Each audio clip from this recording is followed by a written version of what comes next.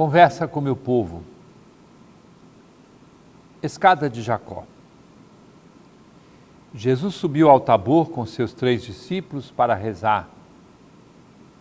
Ali ele se transfigurou. Apareceram-lhe testemunhas qualificadas, Moisés e Elias, e fez-se ouvir a voz do Pai, quando estavam envolvidos na nuvem, apontando para a presença do Espírito Santo. Imenso valor dado por Deus àqueles 3 homens e a todos nós. Um presente para não nos escandalizarmos com o mistério da cruz, pela qual Jesus e todos nós chegamos à glória e à vitória. Entretanto, desta feita, o 2º domingo da Quaresma, com o qual aprendemos a fidelidade de Jesus e a nossa às consequências da encarnação, fazendo-nos vislumbrar os efeitos da graça batismal, suscitou uma lembrança nada menos do que da escada de Jacó, em cujo sonho subiam e desciam os anjos de Deus.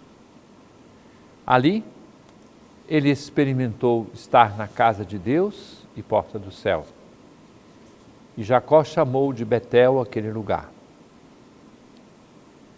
No encontro com Natanael, Jesus se reporta a esta escada, anunciando a profunda comunhão entre o céu e a terra, cujo anúncio e realização nele mesmo acontecem. De fato, quando Jesus e seus discípulos sobem ao monte para rezar, o céu desce à terra com a manifestação da glória de Deus, subir e descer. Glória de Deus, a voz do Pai que assegura aos amigos temerosos ser Ele o Filho, o escolhido, cuja palavra há de ser ouvida e plenamente acolhida. No plano de Deus, há de existir profunda comunhão entre o céu e a terra. E a acolhida a Jesus Cristo e sua palavra estabelece a estrada para esta desejada aproximação, de modo que os critérios do céu aqui se estabeleçam. E é bom recordar que o Senhor, quando nos deu o seu mandamento, trouxe exatamente esses critérios. Este é o meu mandamento, amai-vos uns aos outros como eu vos amei. O como está no céu.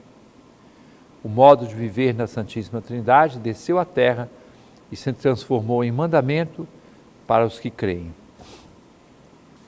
Na criação do mundo, segundo a narrativa do livro do Gênesis, Deus vem do alto, desce, cria o mundo e nele estabelece a presença humana.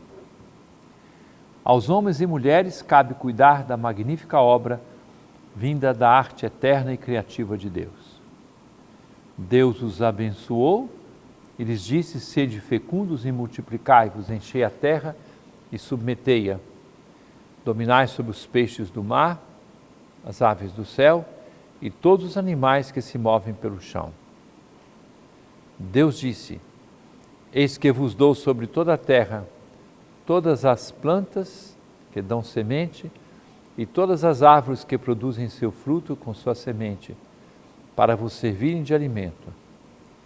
E a todos os animais da terra e todas as aves do céu e a todos os animais que se movem pelo chão. Eu lhes dou todos os vegetais para alimento. E assim se fez. E Deus viu tudo quanto havia feito e era muito bom. Houve uma tarde e uma manhã, o 6º dia. Irmãos e irmãs, não há semente de maldade na criação de Deus. Tudo o que Ele pensou e fez é bom. Veio do céu. Reportamos-nos agora à encíclica Laudato Si do Papa Francisco, onde recolhemos o ensinamento sobre o cuidado com a natureza. Não somos Deus. A terra existe antes de nós e foi-nos dada. Isto permite responder a uma acusação lançada contra o pensamento judaico-cristão. Foi dito que a criação do Gênesis, que convida a dominar a terra, favoreceria a exploração selvagem da natureza, apresentando uma imagem do ser humano como dominador e devastador. Mas esta não é uma interpretação correta da Bíblia, como a entende a Igreja. Se é verdade que nós cristãos algumas vezes interpretamos de forma incorreta as Escrituras, hoje devemos decididamente rejeitar que do fato de ser criados à imagem de Deus e do mandato de dominar a terra, se deduza um domínio absoluto sobre as outras criaturas. É importante ler os textos bíblicos no seu contexto, como a justa hermenêutica, e lembrar que nos convidam a cultivar e guardar o jardim do mundo. Enquanto cultivar quer dizer lavrar ou trabalhar um terreno, guardar significa proteger, cuidar, preservar, velar. Isto implica uma relação de reciprocidade responsável entre o ser humano e a natureza. Cada comunidade pode tomar da bondade da terra aquilo de que necessita para a sua sobrevivência, mas tem também o dever de protegê-la e garantir a continuidade da sua fertilidade para as gerações futuras. Em última análise, ao Senhor pertence a terra. A Ele pertence a terra e tudo que nela existe. Por isso, Deus nos proíbe toda a pretensão de posse absoluta. Nenhuma terra será vendida definitivamente, porque a terra me pertence, e vós sois apenas estrangeiros e meus hóspedes. Cabe-nos entrar na dinâmica da transfiguração, coerentes em tudo com a graça batismal recebida, cuidando com o amor que desce do céu de tudo o que existe. Podemos ir ao encontro das sementes de bondade que existem no coração das pessoas, superando julgamentos e condenações. Uma pessoa bem amada não se desfigura, mas se transfigura. Acolhemos ainda do plano de Deus o olhar positivo e otimista diante da criação. Saber admirar a natureza, a arte com que Deus a pensou, através dos mistérios nela mesma escondidos, isso nos fará mais alegres e nos possibilitará identificar os traços do céu na terra. E nasce em nós o gosto pela harmonia, a capacidade de olhar ao redor para aproveitar todos os elementos possíveis para que o mundo seja bem cuidado. Arrumar a casa, vestir-se com gosto, falar coisas boas, elogiar a beleza e o bem. Atos de amor correspondentes ao plano de Deus. A campanha da Fraternidade 2025, com tema tão desafiador quanto importante, Fraternidade e Ecologia Integral, sugere práticas de cuidado com a criação de Deus, que em si é boa, mas muitas vezes maltratada justamente por aqueles que receberam de Deus a responsabilidade de cuidar. É bom acolher o convite àquilo que tem sido chamado de conversão ecológica, assumindo práticas sustentáveis, e é conversão por se tratar de um processo lento, mas seguro e fundamental, no qual todos somos chamados a nos comprometer. Aqui, podemos abrir os olhos e assumir práticas diferentes, por exemplo, no modo de recolher o lixo e todos os resíduos, com a possível coleta seletiva e o tratamento adequado, a diminuição do uso do plástico, a alimentação mais adequada, com práticas de cuidados sustentáveis e mais saudáveis. A nós, cabe ajudar o mundo a se transfigurar. Entretanto, só com a conversão a Deus e ao Evangelho entenderemos e nos comprometeremos com tais ideias e iniciativas.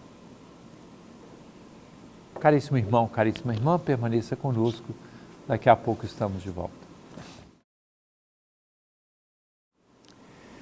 Conversa com meu povo. Caríssimo irmão, caríssima irmã, já estamos vivendo este segundo final de semana da Quaresma. O Evangelho do domingo é o da Transfiguração, quando Jesus levou Pedro, Tiago e João ao alto do Monte Tabor, transfigurou-se diante deles e nos mostrou que, sendo fiéis a graça que nós recebemos no nosso batismo, nós também vamos viver esta vocação de transfiguração, de mudança total da nossa vida. E vamos às perguntas que as pessoas nos mandaram. Alguém fez uma pergunta sobre maldição. Existe maldição ou não existe? Você já viu no Evangelho quando alguém chega perto de Jesus e pergunta sobre a história, das coisas que possam passar de pai para filho? E o Senhor responde: olha, cada pessoa é responsável pela própria vida. Eu posso desejar o mal para a pessoa? Infelizmente posso. É correto? Não. Agora Deus vai tomar essa minha palavra, esta maldição, esta ameaça e vai prejudicar o outro, sabendo que Deus é amor? Será que Deus vai se amarrar no meu ódio, no meu sentimento, na minha inveja, na minha maldade? É claro que não. Cada pessoa é responsável pela sua própria vida. Deus nos libertou dessas visões primitivas, inadequadas. Cuidado, porque às vezes a gente pega uma palavra lá do Antigo Testamento e se esquece que quando Jesus veio, Ele trouxe o aperfeiçoamento da lei. Senão, eu vou ficar pensando que posso até matar os outros sendo fiel à Escritura.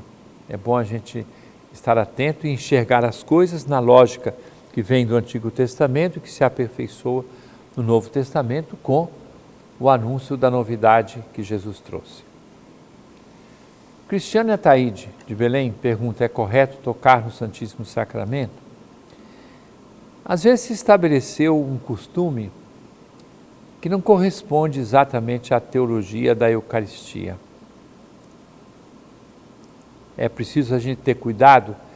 Se de um lado eu entendo a piedade das pessoas que querem tocar, não é no Santíssimo Sacramento, é no ostensório, eu entendo a piedade das pessoas, mas eu quero refletir com você e dizer assim: será que é necessário isto?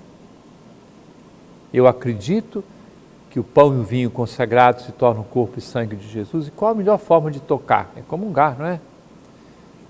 É receber como alimento da minha vida o corpo e sangue de nosso Senhor Jesus Cristo. Eu prefiro que se evite essas coisas de ficarem tocando no ostensório. Leonora Costa, de Belém: qual a diferença entre espírito e alma? Olha, nós temos um conceito que é judaico, é o conceito do corpo, o espírito, a alma. O conceito de origem grega, corpo e alma. Duas coisas. É bom a gente entender que na concepção da Bíblia, o espírito é a ação de Deus no coração de cada um de nós, né? Então, essa é um pouco a diferença. O Espírito que age em nós, e mais ainda quando a gente entende que o Espírito Santo é aquele que é derramado em nossos corações. O mais profundo, vamos dizer assim, da nossa alma é o nosso encontro com Deus, a nossa comunhão com Deus. Isso a gente chama de Espírito. Marcele Campelo: é obrigado jejuar na Quaresma? Marcele, veja, é bom a gente dizer o seguinte: a Igreja propõe 2 dias de jejum e abstinência. Quarta-feira de cinzas, sexta-feira santa. Aí lá na norma do jejum diz assim: se uma pessoa por motivo de saúde não pode jejuar ou não pode fazer abstinência de carne nesses 2 dias, ela pode substituir esse gesto penitencial por um outro, um tempo maior de oração ou a prática da caridade. Então, a norma é esta, 2 dias. E depois temos todas as sextas-feiras da Quaresma e do ano inteiro como convites que a Igreja nos faz a gestos penitenciais, quais sejam a oração, a caridade e a mortificação. Então nós temos 2 dias de obrigação, quarta-feira de cinzas e sexta-feira santa, para as pessoas que têm de 18 até 60 anos iniciados. Então, o dever do jejum. Se a pessoa não pode, por motivo de saúde, pode substituir. Todas as sextas-feiras do ano são dias de convite à penitência, a gestos que signifiquem a mudança de vida e o aprofundamento da vida cristã. Juraci Castro, de Belém. Por que falam que a ressurreição de Cristo é mais importante que o Natal? Por um motivo muito simples. Jesus veio aqui, nasceu, assumiu a nossa carne para morrer e ressuscitar para nos salvar. Então, ele nasceu para se entregar por nós, para nos salvar. E a salvação, ela acontece com todo o mistério de Cristo, que nasceu da Virgem Maria, viveu aqui nessa terra, morreu e ressuscitou. Então, na ordem das celebrações, primeiro é a Páscoa, porque até o Natal nós celebramos com Páscoa, né? Porque celebramos o Natal com a celebração da Eucaristia, que torna presente a morte e a ressurreição de Nosso Senhor. Michele Figueiredo, de Belém. O Senhor já designou os sacerdotes para os sermões da Semana Santa, sermão do encontro das 7 palavras? Na Sexta-feira Santa nós temos 3 sermões. Sermão do encontro, que este ano será pregado pelo cônego Vladian. Depois nós temos o sermão das 7 palavras nas 3 horas da agonia, que este ano será pregado pelo cônego Plínio Pacheco. E temos o terceiro sermão do descendimento da cruz, no final da ação litúrgica na catedral, que este ano será pregado pelo padre Francisco Sorrentino, que é pároco da paróquia de Santa Luzia, no Jurunas. São esses 3 sermões que estão previstos, além, é claro, de outros sermões semelhantes que serão pregados nas diversas paróquias, nas iniciativas que se fazem durante a Semana Santa. Caríssimo irmão, caríssima irmã, desça sobre todos a bênção de Deus Todo-Poderoso, Pai, Filho e Espírito Santo, e permaneça para sempre. Amém.